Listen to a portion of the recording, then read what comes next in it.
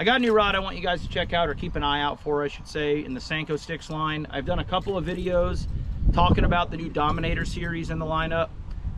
For a $200 price point, you're not gonna beat the rods. They're awesome. They had a 7-1 medium heavy available that I have fallen in love with for throwing a speed worm or a burner worm around. And then the 7.5 heavy, I mean, it's just an awesome grass rod. It's heavy duty. The durability is nuts. Still light, still sensitive, but can pull those fish out of the grass. I know some people that are flipping with it. I've been throwing a Gambler Big Easy and Easy Swimmer and all the new grass we got on the lake and have nothing but great things to say about it. But what I got here, this is a prototype of another model that's going to be available in that series. And I believe Alex is going to call this the 7.3 Mag Medium. He gave this to me to play around with, and I've been doing just that. And I have a ton of applications I love for this rod. Any type of moving bait, this thing is gonna handle it for you. The best spinnerbait rod I've ever thrown. Great for throwing a rattle trap. You could throw a chatterbait on this rod as well. At first, when you pick it up, it feels stiffer than it is, but once you add line and the weight of a bait to it, it's got some good flex. One thing I wanted to talk to you guys about, here comes like the 18th plane of the day flying overhead. You guys can see it's got a good parabolic bend. I mean, this rod bends all the way through the blank. But I get a lot of questions on this bait right here. For some reason, I don't know. A lot of people ask me how I rig out this Hayden Super Spook, what color it is, things like that when I throw it. And it's getting to be that time of year where I catch a lot of big fish on this exact bait right here. I'm giving you guys the juice. This is a Hayden Saltwater Super Spook. I don't even know what the name of the color is. It's this color you see right here. It's got like a orange mustardy belly on the bottom, and they chew it. A lot of you guys know I take the center hook off, okay? And I just run the back hook and the front hook. I always feel like less is more. When we're fishing around heavy cover, if they only have one hook, that's one less hook hanging off the bait that's gonna get hung in cattails or reeds. Because I'm throwing this a lot of times in areas where you might throw a frog. Tight pockets, up close to heavy cover. And sometimes when they don't want to come up and commit to that frog or a Big Easy or something, walking this thing and slashing it in place will get you some big bites. And I go to a 3X, 2X or a 3X hook, really big gauge hook for a topwater. But again, I'm fishing this on 50-pound braid, and I'm reeling into them and almost kind of setting the hook on them with this bait. I don't run a feather on the back. I just feel like it inhibits the action, and I'm gonna talk to you guys about what I'm talking about.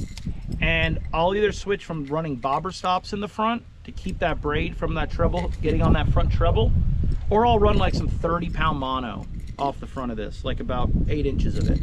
But the reason I want to talk to you guys about this rod, this is a 7.3. Okay, so it's a little bit longer. Most people, when they talk about using a walking style bait, they want a 6.5, a 7 foot, a 6'10". I am a fan of a longer, very parabolic rod. When I'm walking this bait, one reason I think I get a lot of bigger bites than maybe some people on this thing is I walk it very aggressively.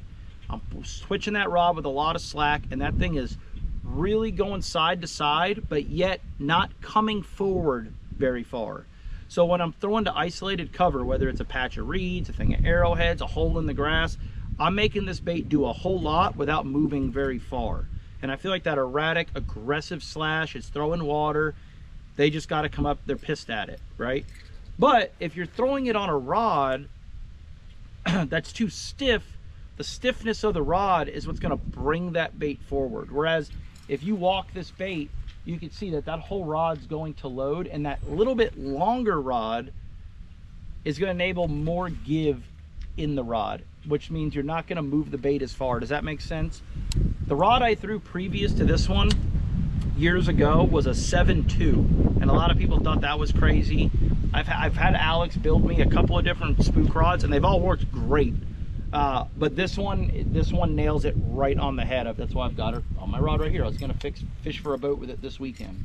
Love this thing, and I'm just going to kind of show you guys kind of what I'm talking about. So when I'm throwing this thing, first of all, with it being a 7.3, you could throw it a mile, which sometimes, you know, when I'm trying to cover water with it is what I do. But it'll throw out there, and a lot of people, when they're working a bait like this, they tend to just do this right here. Just kind of constantly walk it and bring it back to them. I'm trying to talk to the camera, yet work the bait. So it'll be like a constant retrieve like that. I see 99% of the people that throw a walking style bait work their bait like that, and obviously that will get bit.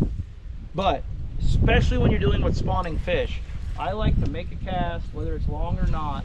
I leave a decent amount of slack in the line, and I'm working that thing very aggressively, but you can see how it's almost staying in place right there.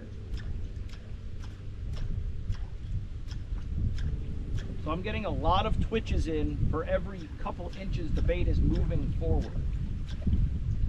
Letting it pause, really snatching that slack. And with that soft tip, that really parabolic, soft, almost glass rod like bend does, that's what enables you to snatch that slack and it twitch the bait, but not bring the bait forward. Also, when you get the fish, when you actually get the bite, you can pull into them and it'll just load those hooks up. And honestly, what I tend to do is I horse them. You know, I'll almost point the rod almost at them, kind of Buddy Gross style. So pick the rod up to about 10 o'clock so it is loading, but just keep the fish coming to you. You guys can see even out there far.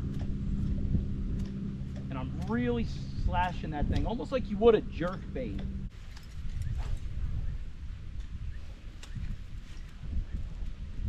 There he is. I don't think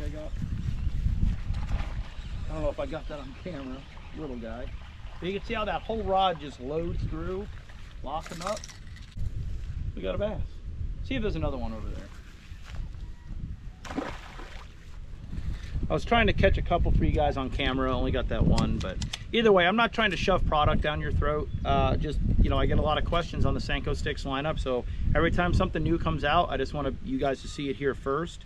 Again, this is the Dominator series of rods. Definitely check them out in all the different models, and this is going to be, I believe they're going to call it the 7.3 mag medium. It's kind of between a medium heavy and a medium. I think that's a pretty accurate way to put it. Absolutely love this thing. Super fun rod for anything that you want to throw moving bait wise. So check it out. If you guys have any questions at all, you know, leave a comment or send me a text, whatever. I'd be more than happy to walk you through what rod you should pick out for whatever application you're looking for. I'm more than happy to do that. And if you guys want to book a trip, let me know as well. My contact information is in the description. So I'm going to go get to this yard work I've been putting off, and I will see you guys on the next one.